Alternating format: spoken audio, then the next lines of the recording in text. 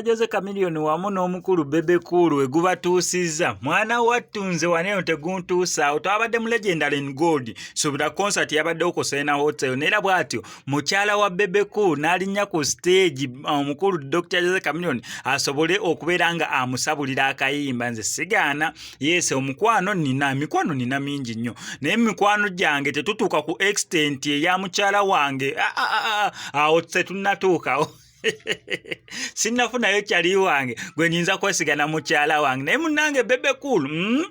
abeera comfortable wali mwana wattu ate nga n'engala akuba kyekyo Chameleone awo okutte weewo kwegamba ogwo gwe bayita omukwano ogwa nnamaddala. By the way Rasta alina omukwano ogwa nnamaddala. Rasta wabeera akwagadde Bebe Cool abeera akwagadde wabeera takwagadde Bebe Cool ye muntu agenda okuvaayo mu lwatu agambe eyo bagiyita tebeeranga B tebeeranga C kwegamba yavaayo n'ayogera ekintu nga weekiri. Bebe Cool wabeera akwagadde wabeera takwagadde takwagala atajja kyogera ajja speaking his mind out kwegamba ye ne Dr. Jose Chameleone bakwatagana bafuuka abantu bawamu nera mukyala wo kubeera nga ali wali Chameleone ali mukubeera nga amuyimbiramu obuyimba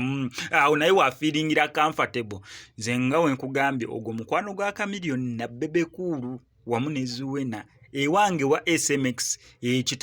tekinnaba kubeera nga kinzijira ne mbongo actually tekinzijirangako na mbongo actually sisuubira mbu kirinzijira ne mbongo bwange nze sembereza mukyala wange kyali wange byetulabyeko tubirabyeko namwe bimulabyeko mubirabyeko wano ku SMX Media ngenda sigala ku updates ku ki exactly kyabadde mu Legendary Gold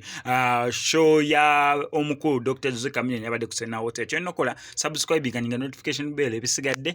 nzikiriza nkutegeeze ku Sheyi Sebugwawo okubeera nga akutaasa ennaku n'embeera embi mw'oli mu kubeera ng'oyita naddala ggwe ali ebweru nga visa egaanya onoonyeza omulimu gugaanya empapula zikutawaanya ssente zikuyita myagaana gyangalo otawanyizibwa ensonga z'omukwano. Sheyi Sebugwawo aze okubeera nga akutaasa ennaku eyo ng'akulombera edduwa mukubireko ku enamba y'essimu tojja kubeera nga wejjusa.